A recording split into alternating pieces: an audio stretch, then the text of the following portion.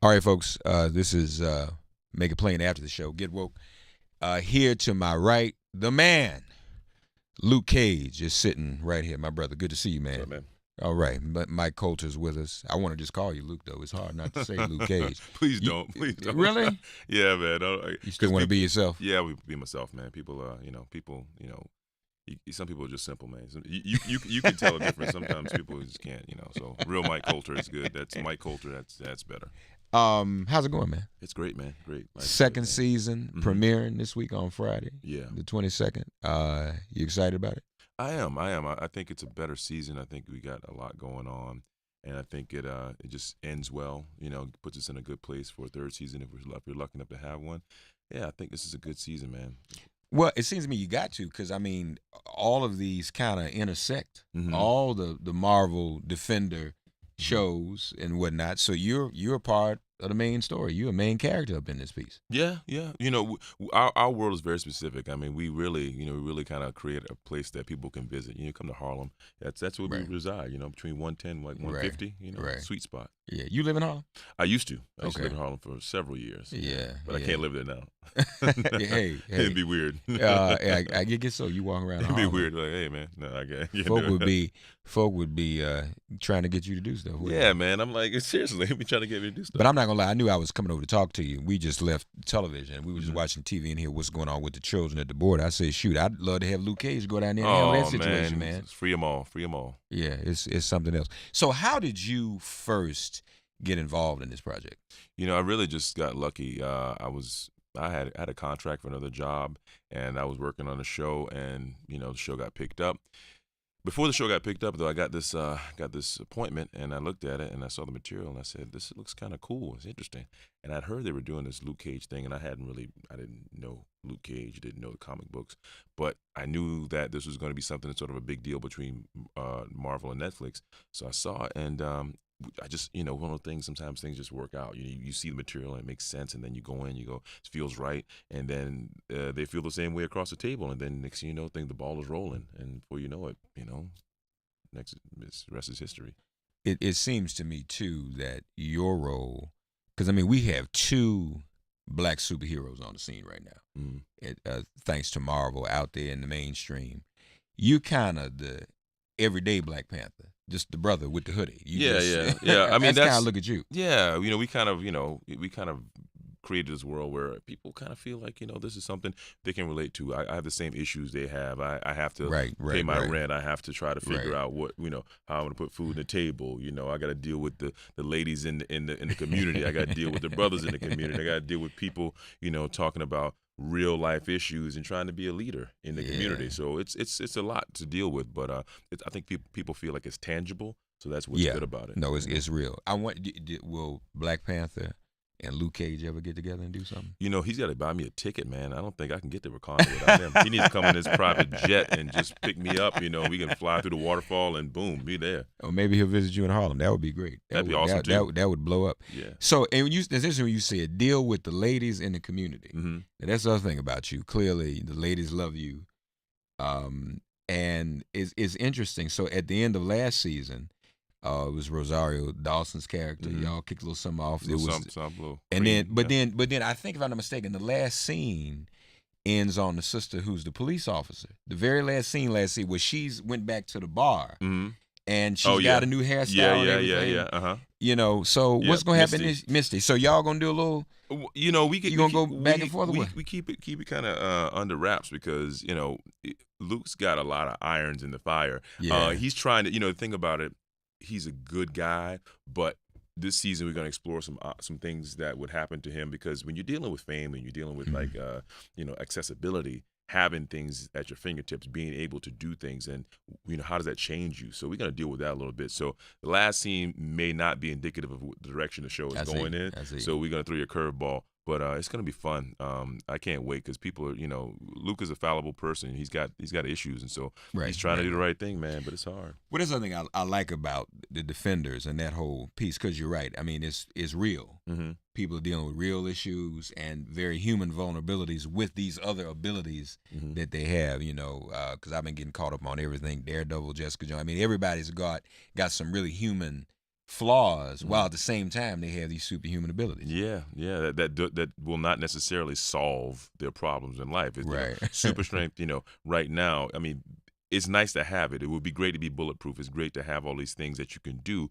But, there are people like, you talk about what you're looking at on TV. You can't really help everybody. It's, he doesn't have that ability. Right. He can do only so much. And what he's trying to do is sort of like lead the community so individuals can do things as a group. You can change things as a group, but individually speaking, you know what I mean? Yeah. Like, I always refer to Obama as like Obama did his thing, but Obama had a journey that, he took alone. And because he did that and he went to school and he did all those things, he was successful. And in doing so, he uplifted a lot of people, The last role, one of the last roles we saw you in was The Good Wife, of course. Yeah. The role as Luke Cage, Mike Colter with his folks, the role as Luke Cage, though, where does that stand in terms of your other experiences? Well, it's an actor. Exposure-wise, it's the largest role because people they have a built-in audience that is global, spans global.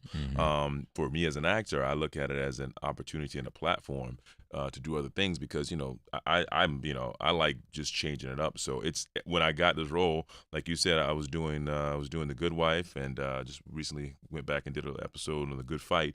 I was interested in Luke Cage because I was playing Lamont Bishop for such a long time. I figured, maybe a good guy role because when you're playing a quote unquote bad guy, sometimes you go, I wouldn't mind playing a good guy role. Yeah. But good guy roles are really hard, to be quite honest. It's harder. Really? Yeah, good guy roles are harder.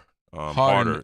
They're more difficult because you're doing something that is sort of goes against what people actually intuition, or what they are drawn to. We're drawn to villains because villains are doing things that we think and we innately want to do. We wish we could do, so we cheer for the villains and we hope that they get away. And I find myself doing that sometimes too. So when you're playing a villain, you have a full leeway to do so many things that are not necessarily good or not necessarily the right thing to do, but in our hearts we feel that way. And then at the same time you can still be human because anything you do that's any good is go, hey, see, he's not so bad, but you want to cheer for the villain. So I've always found the villains to be easier to play and more interesting because it's just, that's just the way they're written. But the good guys are tough because you don't have everybody cheering for you because the good guys usually do things the right way no matter what. Yeah. And that moral compass is very hard to live up to. So in real life, is Mike Colter more like Lamont Bishop or Luke Cage? I'm a combination, I would say. I'm in a gray area. It depends on what day you catch me. I mean, like I can relate to both of them. That's why when I've been lucky enough in my career when I go to work, I've never felt like I was actually going to work. I always felt like I was going to, it's a career, and I always felt good. Every time I went to set, I always felt good about what I was doing that day because I could relate to the character, never judge the character. I always felt like there was something in this role that I was proud of. When I first got Lamont Bishop, I was like, people always try to describe him as a drug dealer, and I went, wait a minute, the man has dozens of businesses. Yeah. Drug dealing is just one of them. Yeah. That'd be like, we don't call pharmaceutical companies we don't call the guys the CEOs of pharmaceutical companies drug dealers. You don't call. That's right. So I said, because he's a black guy, he's wearing $10,000 suits, $5,000 suits. The man lives in a mansion. He's driving nice cars. He's articulate. He was well dressed. He's well spoken. You would see him in a room, you wouldn't think he was a drug dealer. So I always fought against that. I looked at him as a guy who had an MBA and diversified his portfolio and invested in drugs. And so there you have it. Right. Yeah. And that came across well too. It was hard to look at Lamont and just see him as a drug dealer. Yeah. And the way you played that role to the T, by the way, and that was a good thing. So tell us a bit about you. Where'd you grow up, man? South Carolina. Yep. Okay, really? Yeah. South Carolina, rural part, St. Matthews, small little town between Columbia and Charleston, and dirt road. Dirt road just got paved probably about 6 years ago. Wow. Yeah. So when did you first get the acting bug? When did you know that was where you were going? I got it early on. My mom and dad, luckily enough, they forked over enough cash for us to have HBO, which was the only thing that you could have back in the early 80s. And I remember seeing Ali's last fight against Holmes and, things like that. Every movie that came out came to HBO, and I would just wait because I didn't go to the movies much. My mom took me, my first movie was The Last Dragon.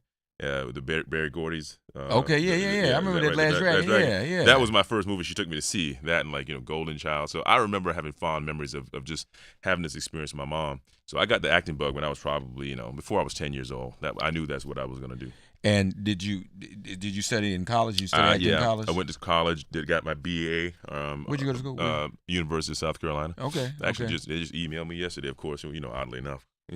Oddly enough, they emailed me yesterday. I got to get back to them. Or maybe it was Rutgers. I went to school at Mason Groves too. Is that right? School of Arts. So do you ever go back and talk to students? I do, but it's kind of impromptu. I don't really make a big thing out of it. I don't really, I should, they always say, hey, let's try and do something, and my schedule's so tough. I don't go home as often as I should, so I end up, if I'm in town, I don't announce it. I just pop up in the classroom, and I just, and then whoever's there, I might chit-chat with them. I was in my classmate who teaches acting in New York at Maggie Flanagan's studio. I went to school under her tutelage, and so I stopped in and saw some students doing their first year work and chatted with them a bit. And then I got to do more of that when I'm around, but it's just one of those things, schedule's busy. You're busy. So what else are you working on besides Luke Cage? You got another project? Yeah, just finished up this actually faith-based film that Devon Franklin was producing. Chrissy Metz is involved in that. Dennis Haysbert is in there. Topher Grace. Okay. Nice film for families. It's one of those films that's about faith-based, about what life is and spirituality and how things happen and how to explain these things. That'll be out sometime in the early part of next year. And then I did a independent film called Skin. It's as a title right now. Just was on the phone with the director the other day. We might have to go back and do some more days to build the character out some more. But it's a racially charged film about a guy who was basically kind of like a neo-Nazi. And my character, I play a real life character. And that real life character, Daryl Jenkins, he was a person who basically would fight against these neo-Nazis. He would show up anywhere they were, and he would literally fight them. I mean, he was the kind of guy who went to war with these people, and but in doing so, he was also bringing them a knowledge of that they were lost, because a lot of these guys like gangs, they just don't have fathers. So he pulled some of them out. So that's a true story. He pulled this guy out and got him, and he flipped him, and he basically, got him out. So as you all can see, Mike Colter is in as almost good a shape as me. It's his jacket. The jacket's covering your muscles. It's covering up, my muscles. It's covering your muscles up. You obviously you stay in the gym. I don't stay in it. I mean, Really? I don't try to avoid it. My thing is this: is like if I had the time to go on a regular basis, I would. I got a 3-year-old daughter, so I'm sort of splitting my time between life, doing press work, and then trying to maintain, because if I'm not shooting Luke Cage, I don't really have to work out so hard, but it's hard to then step away, lose the work, lose the form, and then try to put it back on. It's easy to lose it. It's hard to put it back on. Yeah, So, that's real. That's real. Especially as we get older. yeah. Were you ever an athlete? I dabbled. And I say I dabbled, I literally played like 1 year of every sport in high school just to see what it was like, mostly just to get away from home. Okay. I did the ROTC, drill team, stuff like that. I started a drama club, and I kind of knew what I wanted to do first. Did that for a year or two, and then I just want to travel a little bit, hang out with the athletes. But I didn't have that edge in me where it was like I didn't care about winning or losing, and that's something you gotta have. Yeah, it's gotta bother you. It's yeah. gotta bother you, and it didn't bother me enough to compete at that level. So that just didn't take. Nah, I was on this journey. I was like, nah, I want to do this because I can do this the rest of my life. And because I'm sure coaches and stuff were like, dude, we need you. Well, I was, yeah. I mean, look, I was our school. We are a small school, so I was 6'3", and I was probably 6'3" in high school, and I never really grew after that. We would have to change that. No, we got to get you down there. I was playing on the block. I was low post down there, man. 6'3". That's how bad it was. Kind of center 6'3". No, I was been like, I would talk to him as, look, dude can do the acting, but he can do this other thing too. We got to do both. You got to wear 2 hats. But so what ultimately does Mike Colter want to do with his career? First of all, you're acting now. Do you have any other aspirations, even in the field, writing, directing, producing? What are you thinking? I actually got some project I need to go back and try to finish up. It's kind of at a standstill because I'm just not able to finish up. But I got another writer that I'm going to let him get a look at this. It's a screenplay I'm trying to get off the ground, and I don't want to talk about it now because it's actually something that's in the news as far as like people are trying to work around this project, and I don't want to put too much attention on it until I get the script ready. But I mean, it's a project that I've always wanted to do, and it'd be right for me, and it's sort of very controversial, but I'm writing that, and then I Okay. also would like to direct here and there. So I might shadow next season. Maybe I can get behind some of these directors and Cool. and figure out what else I can do with my time. You said his other project is controversial. Mm-hmm. Anything you can give us a little? No, I'm giving it a look because no, I can't, because I already talked to my people. They were like, "Hey, should we?" No, I was like, "No," because ultimately we want to kind of like let it be, because we really want to just concentrate on the script. Announce that you have a project that you would like to do and that you're planning on doing. That's not really saying anything if the project isn't going to actually get off the ground. I don't like to talk about things unless it's actually going to happen. Yeah, so I gotta make it happen first. Yeah. Yeah. I always like to ask black actors this question: if you could, you already playing somebody famous, Luke Cage, but if you could play an actual historical figure, who would you play? Who would you see yourself being? Oh, there's so many people, man. There's so many people. I'm trying to figure out if there's anybody that hasn't been portrayed that I'd like to play. I think there's, obviously, Jack Johnson is a great character that I think people, would be interested in seeing his story brought to light. Such a pioneer. And a story that I would like to see come to light, that I think it's already in the works. That I couldn't play this role because I'm too old. But Emmett Till, love to see that story come to light, because we're dealing with Trayvon Martin being sort of an Emmett Till of our generation. But Emmett Till is is just one of those things. You look at the injustice and the woman who accused him and supposedly admitting that she lied on her deathbed, like 80 years old or 85, whenever she passed away. It's like you think about that kind of, it just sort of bothers you, because you just go, when are we going to get better as a people? As humans, forget about race. I see it on that, just sitting here looking at you, y'all. And when I said, I'm sure we look at him, you could do Marcus Garvey.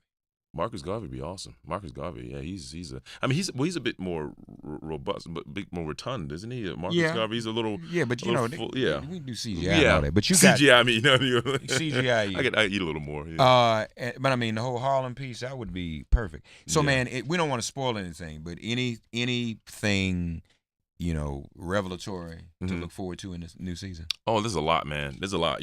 I think what's great about what Chael has done. First of all, I like to say, if Chael if anybody's gonna love the second season, you gotta start with the writing. Chael Hadari Coker, first season was great, but I think he's really stepped up the game, and I think you gotta look forward to seeing all the twists and turns. Where Luke is gonna end up, people are gonna be like, whoa, how do we get here? And the stuff that's going on, Mariah, Alfred Woodard's killing it.